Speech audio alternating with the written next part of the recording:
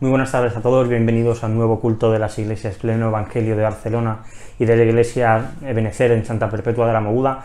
Estamos muy contentos de poder compartir este tiempo con vosotros, y la verdad es que ahora que ya estamos en una época tan calurosa, que la temperatura empieza a ser tan alta que apetece siempre tomar algo fresquito y poder tomar un refrigerio.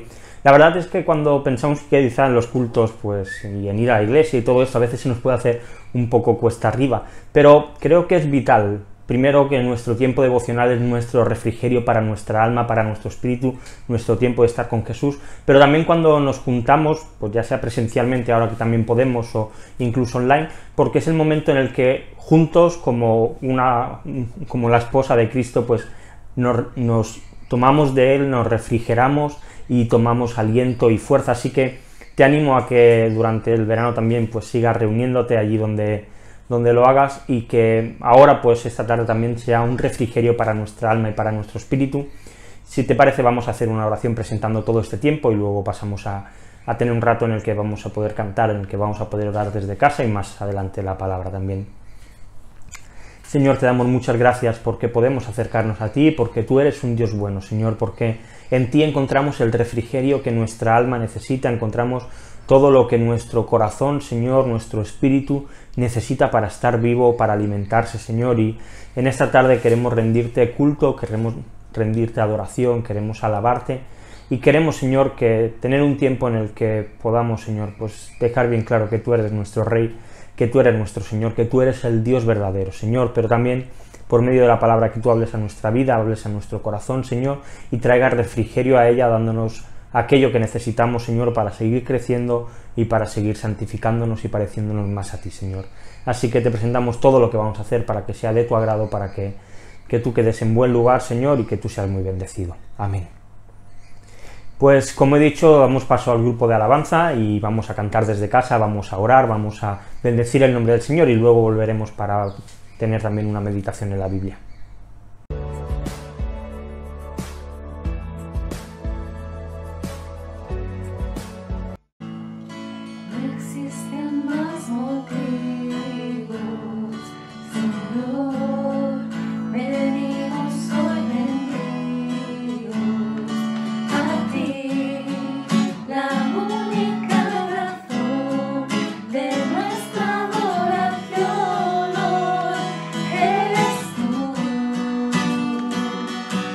Elevamos honor, grande para ti.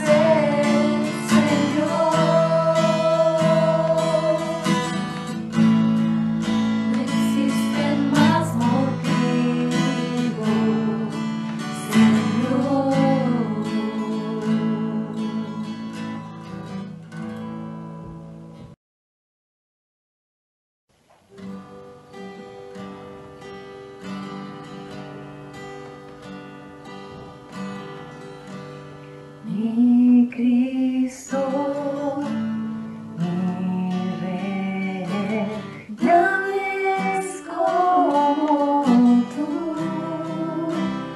Toda mi vida quiero exaltar las maravillas de tu amor.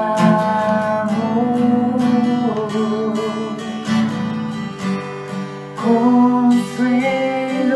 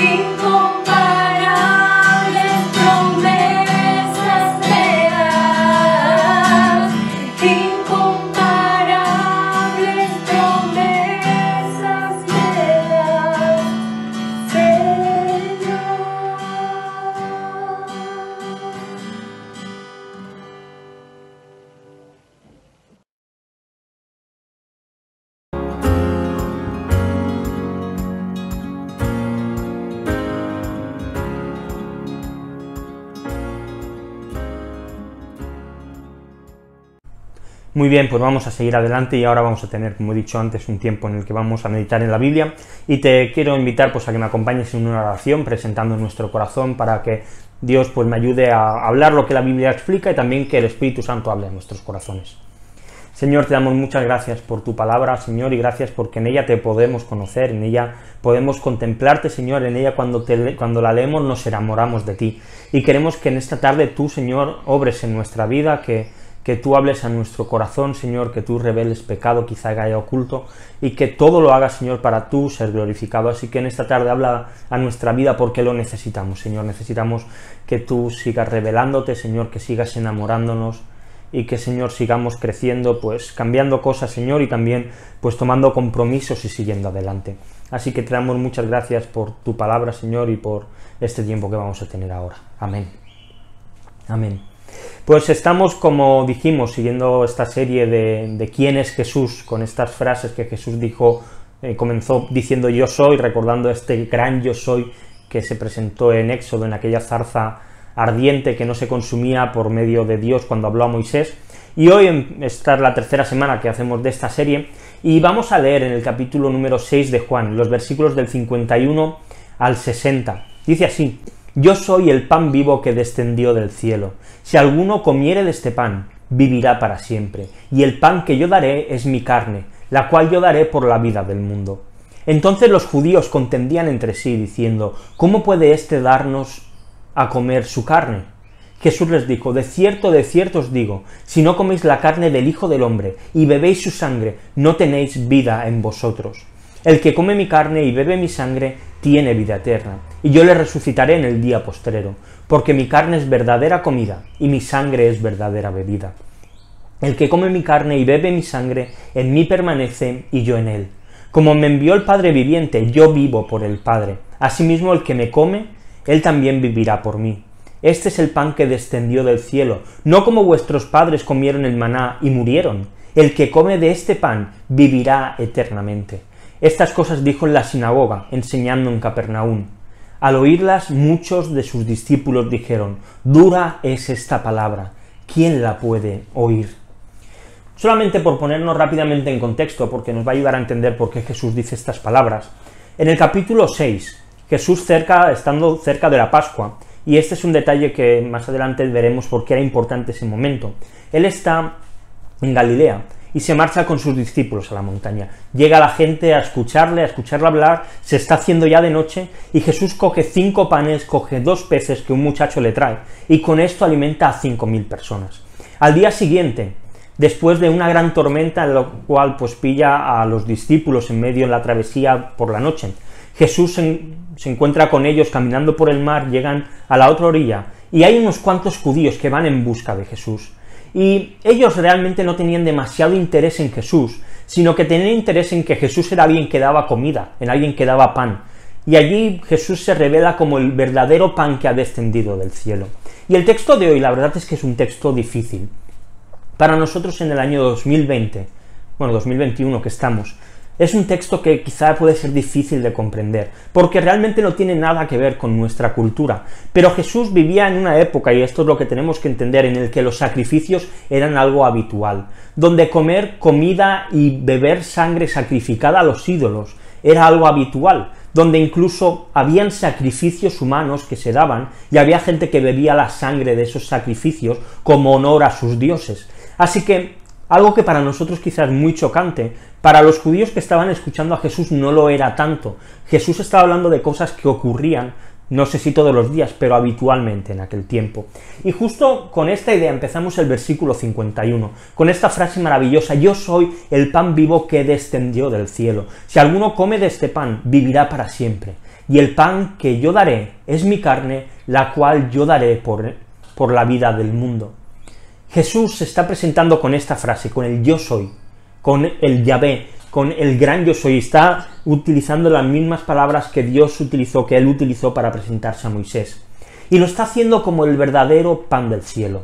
Y lo está haciendo en comparación del maná, el cual en el desierto los judíos tenían que salir a buscarlo cada día, y después de trabajarlo, era como una especie de cereal, lo trabajaban, lo cocían, y día tras día tenían que ir a por el maná, y les servía para alimentarse cada día, pero ellos no podían guardar este alimento para el día siguiente. Solamente el sabbat podían guardarlo y les servía para 2 días. Aquel pan, aquel maná les servía para vivir día a día. Pero Jesús se está presentando ante estos judíos como un pan que aquel que lo coma va a vivir para siempre. Y la gran revelación es que este pan es la carne de Jesús, una carne que él iba a dar por el mundo. Los judíos, volvemos al contexto, habían ido a buscar a un Jesús que estaba dando pan, que alimentaba. Ellos reclamaron el maná que cayó, porque Dios lo envió y ellos asociaban el maná directamente con Moisés. Ahora Jesús lo que les está diciendo es, mira, olvidaos completamente de ese maná. Mi carne es el pan que vosotros necesitáis, mi carne que va a ser sacrificada y que tiene un alcance y un sabor mucho mayor que el que tenía el maná, un poder que puede salvar a todo aquel que cree. Una carne que todo aquel que coma de ella vivirá para siempre. Los más jóvenes tienen un camino muy largo por delante en su vida. Ven la vida como un camino pues que parece que no se ve el fin. Los que ya tenemos una edad, a partir de los 30, 40 años, ya vemos que aún queda camino, pero que quizá vamos empezando a ver a lo lejos el final de él. Los más mayores, ya veis claramente que el final quizá está cerca, pero mira, independientemente que tengas 9 años o que tengas 80, todos necesitamos comer del pan que ha venido del cielo, del pan que se ha encarnado en Jesús. Esto no es solamente un mensaje para los mayores, también es un mensaje para los niños. Todos, sin ninguna excepción, necesitamos comer de Cristo. William Barclay, un comentarista, dice, es como si Jesús dijera, alimentad vuestro corazón, vuestra mente y vuestra alma con mi humanidad. Cuando estéis desanimados, cuando estéis desamparados, cuando estéis desesperados, cuando estéis mordiendo el polvo y asqueados de la vida, dice, acordaos de que yo tomé esa vida vuestra y esas luchas sobre mí. Jesús estaba aquí anunciando su muerte, una muerte que iba a ocupar nuestro lugar, iba a cargar nuestro pecado. Y Jesús hoy sigue diciendo, comed mi carne, comed mi pan, porque yo soy el pan verdadero que puede saciaros por completo, yo soy el que os da sabor en medio de los sinsabores. Y quizá te preguntes, y creo que sería lógico, con esto que he dicho, ¿qué es esto de comer de Cristo? Los judíos realmente que estaban allí se hicieron la misma pregunta, y dice el versículo 52 y 53. Entonces los judíos contendían entre sí, es decir, discutían, diciendo, ¿cómo puede éste darnos de comer su sangre? Jesús les dijo, de cierto os digo, si no coméis la carne del Hijo del Hombre y bebéis su sangre, no tenéis vida en vosotros. Y creo que aquí hay una pregunta legítima que podríamos hacernos. ¿Está Jesús hablando aquí de la Santa Cena? La respuesta es un rotundo no. Jesús no está hablando de la Santa Cena y no está pensando en la Santa Cena. Él aún no había dejado este sacramento, nadie sabía que esto iba a existir, así que Jesús no estaba hablando de esto. ¿Está Jesús aquí hablando de una manera literal? Es decir, que hay que comer y beber su sangre literalmente. No, tampoco Jesús se estaba refiriendo a esto literalmente. Para aquellos judíos sí que podía sonar literal, porque cuando se hacían los sacrificios, parte de la carne que se ofrecía en sacrificio luego se comía. Eso sí, el beber sangre estaba totalmente prohibido por la ley, y mucho menos sangre de personas. Pero sí que habían otras religiones que tenían estas prácticas cuando ellos hacían sacrificios a sus ídolos. El comentarista William Hendrickson lo expresa así, creo que es muy revelador y nos ayuda muy bien a entenderlo. Dice, a los judíos les resultaba muy repulsivo el beber sangre. Sin embargo, si hubiesen conocido a fondo las Escrituras, también habrían reconocido el simbolismo que Jesús utilizó. Habrían sabido que la sangre, vista como sede de vida, representa al alma y no posee valor intrínseco para la salvación aparte del alma.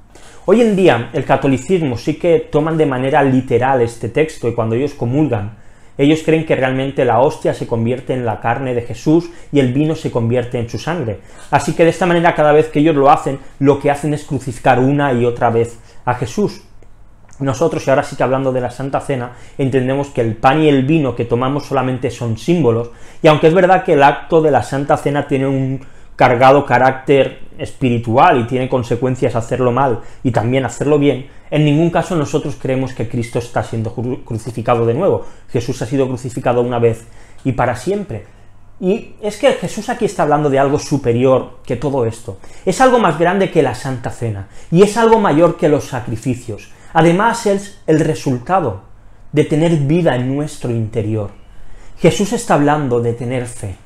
Jesús está hablando de creer en Él.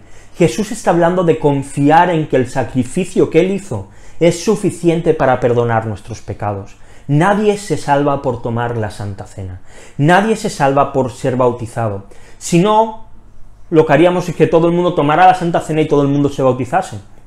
Si recordamos aquel ladrón en la cruz que se arrepiente, nunca tomó la Santa Cena, nunca fue bautizado, pero en cambio recibió la promesa de que él iba a estar con Jesús en el paraíso. Jesús estaba hablando de tener fe. Lo que Jesús estaba diciendo es que si querían tener vida eterna estos judíos, tenían que poner su confianza en su salvación solamente en Jesús y en nada más. Si miras tu cuerpo, y espero que sea así, todos estamos vivos, todos tenemos vida, ninguno estamos muertos, pero si analizas tu alma, ¿cómo está ella? ¿Está viva o está muerta? Necesitamos comer y beber del cuerpo y de la sangre de Cristo. Es algo vital para poder vivir la vida cristiana y para tener un futuro eterno seguro. Ahora bien, ¿qué pasa con aquellos que han comido, que han bebido de la sangre de Jesús? Como ya hemos leído, ellos tienen vida gracias a esto, y esto es lo que se conoce como la unión con Cristo. El teólogo Wayne Grudem describe de esta manera el concepto de unión con Cristo. Dice, unión con Cristo es una frase que se usa para resumir varias relaciones diferentes entre los creyentes y Cristo, por las que los creyentes reciben todo beneficio de la salvación. Estas relaciones influyen en el hecho de que estamos en Cristo, Cristo está en nosotros, somos como Cristo y estamos con Cristo. Y es que cuando Jesús muere en la cruz, todos los que hemos puesto nuestra fe en Él, estamos unidos a Él. El mismo Señor da 5 rasgos de esta unión que me gustaría ver en el texto. El primero lo encontramos en el versículo número 54. Primera unión, primer rasgo de la unión, dice, el que come mi carne y bebe mi sangre, tiene vida eterna, y yo le resucitaré en el día postrero. Y es que la unión con Cristo es una unión verdadera y certera de vida. Cuando hablamos de vida eterna, solemos pensar en lo que viene después de la muerte, lo que pasará cuando una vez muramos, pero hay un predicador, que es quien escribe Eclesiastés 3:11, que popularmente se cree que es Salomón, pero realmente no se sabe. Dice así este predicador, todo lo hizo hermoso en su tiempo, y ha puesto eternidad en el corazón de ellos, sin que alcance a entender la obra que ha hecho Dios desde el principio hasta el fin. En otras palabras, todos tenemos eternidad en nuestros corazones, pero nunca nos llegamos a saciar del todo. El que come y bebe la sangre de Cristo, por fin se encuentra totalmente saciado, por fin ve la vida como una plenitud que se experimenta desde hoy, desde el momento en que hemos creído. Y esta plenitud tiene un sello de certeza en el que podemos confiar que si hemos muerto, seremos resucitados. Si no hemos fallecido, seremos transformados. Pero aquel que ha comido de la carne de Jesús y está unido a Él, que ha comido de este pan que viene del cielo, y estamos unidos a Él, tenemos vida asegurada. La segunda característica de esta unión la encontramos en el versículo 55. Dice, porque mi carne es verdadera comida, y mi sangre es verdadera bebida. Aquí Jesús está haciendo una referencia muy clara a los deseos que los judíos que estaban con él en este momento tenían. Ellos habían ido tras Jesús para ver si les daba pan, si les alimentaba. Ya habían sido alimentados una vez en aquel monte, pues ¿por qué no serlo de nuevo? Si este hombre era capaz de multiplicar panes, multiplicar peces, pues perfecto, vida gratis sin tener que trabajar. Pero aquí Jesús vuelve a remarcar la idea de estar completos. Si Jesús hubiese vuelto a multiplicar o hubiese hecho otra señal, los judíos hubiesen vuelto a comer pan. Pero después de esto ellos hubiesen tenido hambre de nuevo. Pero Jesús estaba ofreciendo un alimento que no buscaba saciar el estómago, que buscaba saciar el alma. Jesús no iba a dar algo que es pasajero. Él estaba prometiendo una unión totalmente completa. Mientras que el pan de este mundo puede ofrecer cierto placer momentáneo y cierta saciedad momentánea. Comer la carne de Cristo y beber su sangre ofrece una plenitud verdadera. Sacia por completo las necesidades interiores que el ser humano tiene. Por eso Jesús dice que es suficiente, que lo que Él ofrece es verdadera comida y verdadera bebida. Por eso Pablo puede decir que para mí el vivir es Cristo y el morir ganancia. En Filipenses 3 y versículos del 7 al 8 dice: pero cuantas cosas eran para mí ganancia, las he estimado como pérdida por amor de Cristo. Y ciertamente, aún estimo todas las cosas como pérdida, por la excelencia del conocimiento de Cristo Jesús mi Señor, por amor del cual lo he perdido todo, y lo tengo por basura para ganar a Cristo. ¿Está diciendo Pablo aquí que el resto de cosas son malas? No. Lo que Pablo dice es que en Jesús estamos completos, porque Él ofrece una comida y una vida que es verdadera, que es incomparable, y que es superior a todo placer y cualquier cosa que este mundo, que esta sociedad nos pueda dar. Así que esta es la segunda característica de la unión con Cristo, estamos en una vida completa. La tercera característica la encontramos en el versículo 56, dice: el que come mi carne y bebe mi sangre, en mí permanece y yo en él. Imagínate que tienes un libro en tu estantería, un libro bien gordo, que nunca lo has leído. Podemos decir que ese libro está en tu casa, ¿verdad? Un día te decides y lo coges de la estantería, le quitas el polvo de los meses que lleva ahí y empiezas a leerlo.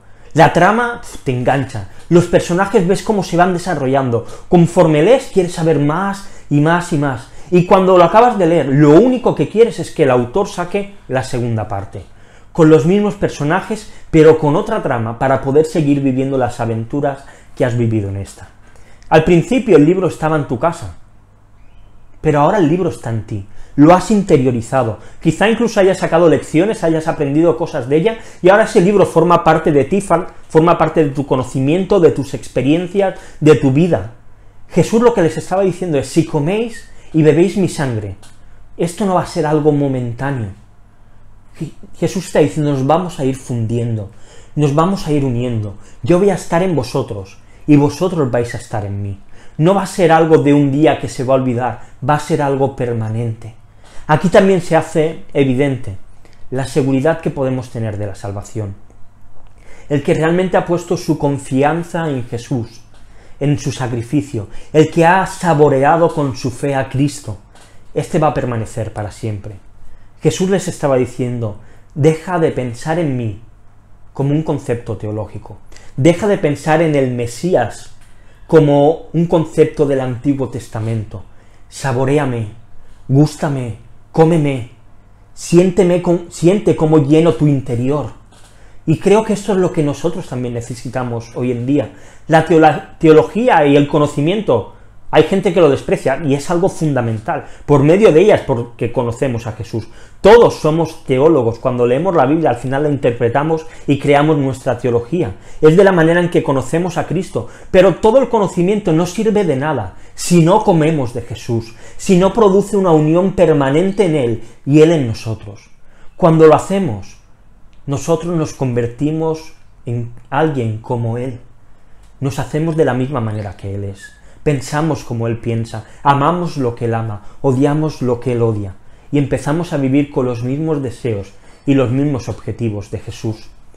Así que esta es la tercera característica de esta unión con Cristo, es una unión que permanece. Antes de entrar en la cuarta, déjame recordar las que hemos visto. Primera unión, una unión a la vida verdadera y certera. La segunda unión es una unión a una vida completa, y la tercera unión, una unión que permanece. La cuarta la encontramos en el versículo 57, dice: como me envió el Padre viviente, y yo vivo por el Padre, asimismo el que come, él también vivirá por mí. Jesús comienza con el Padre, dice: el Padre me ha enviado, y lo hace presentando a Dios como un Dios que da vida, y Él muestra su unidad con el Padre en su propia vida. Vemos aquí también de una manera muy clara este sometimiento del Hijo hacia el Padre, y como esta unión es una unión inseparable que nadie puede romper. Si la unión entre el Padre y el Hijo es asombrosa, es digna de contemplar y debe producir en nosotros gozo, más aún debería producir alabanza en nuestra vida. Cuando entendemos que esa misma relación que hay entre el Padre y el Hijo en la Trinidad se produce en nosotros con el Padre y con el Hijo, cuando nuestra fe se pone en Jesús. Se convierte en una unión que es inseparable, una unión que nadie puede romper. Dice Pablo en Romanos 8, del 35 al 39, texto conocidísimo: ¿quién nos separará del amor de Cristo? ¿Tribulación, angustia, persecución, o hambre, o desnudez, o peligro, o espada? Dice, como está escrito: por causa de ti somos muertos todo el tiempo, somos contados como ovejas de matadero. Antes, en todas estas cosas, somos más que vencedores por medio de aquel que nos amó, por lo cual estoy seguro que ni la muerte ni la vida, ni ángeles ni principados, ni lo presente ni lo porvenir, ni lo alto ni lo profundo, ni ninguna otra cosa creada, nos podrá separar del amor de Dios que es en Cristo Jesús, Señor nuestro. Y es que nada ni nadie nos puede separar de la vida que hemos encontrado en Cristo. Igual que nadie puede separar al Padre del Hijo, nadie podrá separarnos a nosotros de Cristo. Porque cuando estábamos lejos de Él, Él subió a la cruz para quedarse Él lejos y poder clamar: Dios mío, ¿por qué me has desamparado? En ese momento, todos aquellos que hemos comido de Cristo, de repente no solamente fuimos acercados a Dios, sino que fuimos unidos a Él, de una manera que es imposible de separar. Así que esta es la cuarta característica de nuestra unión con Cristo. Es una unión que es inseparable, que nadie puede romper. Y llegamos a la quinta de estas características de la unión con Cristo. Versículo 58. Dice: este es el pan que descendió del cielo. No como vuestros padres comieron el maná y murieron. El que come de este pan vivirá eternamente. Los judíos en el capítulo 6 habían nombrado varias veces a Moisés, y lo hicieron precisamente para dejar en mal lugar a Jesús y para demostrar que Moisés había hecho algo mayor que él. Ahora Jesús está reivindicando su pan. En el desierto el maná sirvió para poder sobrevivir, pero todos acabaron muriendo, sin llegar a ver la tierra prometida, solamente los menores de 20 años. Jesús está diciéndole: si vosotros coméis de este pan, no solo vais a sobrevivir, sino que vais a ver la verdadera tierra prometida, vais a ir al paraíso, vais a ir al cielo, vais a estar allí. Vuestro peregrinaje en la tierra no va a acabar en la puerta que lleva a la vida eterna, vais a estar en la vida eterna, va a ser algo eterno que no va a tener fin. Y es que la unión con Cristo es una unión que traspasa la vida en la tierra, es una unión que tiene que ver con la eternidad. Y esta es la esperanza que nosotros tenemos, que Cristo no es algo de lo que disfrutamos aquí, es algo que también disfrutaremos en toda la eternidad. Así que, resumiendo las 5 características de esta unión, la unión con Cristo es una unión a la vida verdadera y certeza. La segunda es que es una unión a una vida totalmente completa. La tercera es que es una unión que permanece. La cuarta es que es una unión inseparable. Y la quinta es que es una unión que es eterna. Y quiero acabar con los 2 últimos versículos, porque si Jesús empezó este fragmento largo que hoy hemos meditado en los últimos versículos, hablando en aquella montaña donde alimentó a esas 5.000 personas, la conversación acabó en una sinagoga en Capernaum. Los versículos 59 y 60 dicen: estas cosas dijo en la sinagoga, enseñando en Capernaum. Al oírlas, muchos de sus discípulos dijeron: dura es esta palabra, ¿quién la puede oír?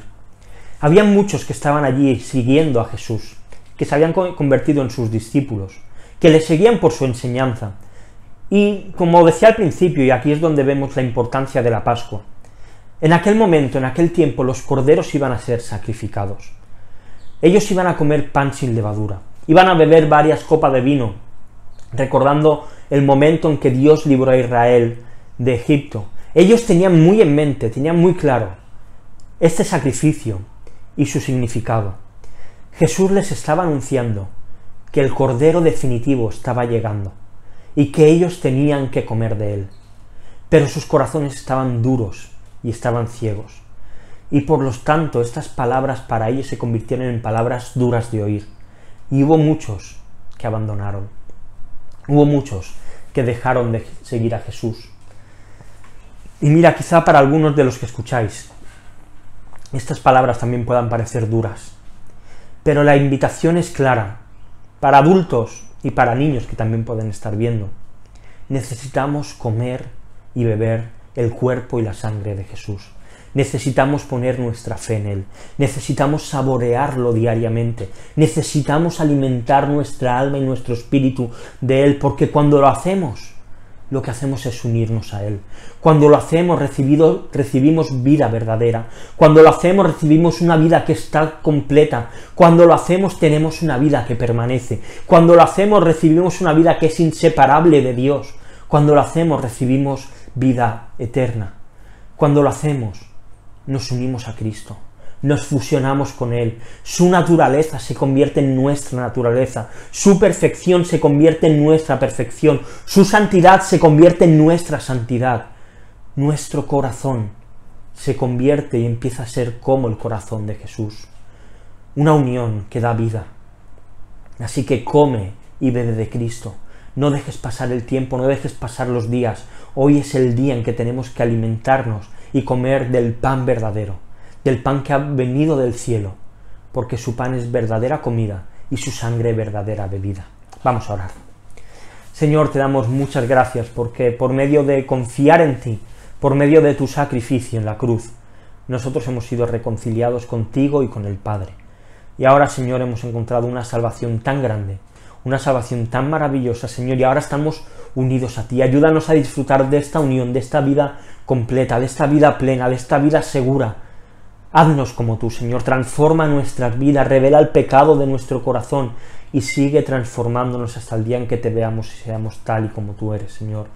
Y si alguien no te conoce, Señor, preséntate como el cordero que tienen que comer, Señor. Hazles comer de tu pan, comer de tu carne, beber de tu sangre, Señor, y hazles nacer de nuevo como tú lo has hecho con nosotros. Gracias, Señor, porque en ti tenemos la vida asegurada. Y gracias porque tú eres nuestra vida. Te damos toda la gloria y toda la honra, Jesús, porque tú eres nuestro Salvador. Amén. Amén.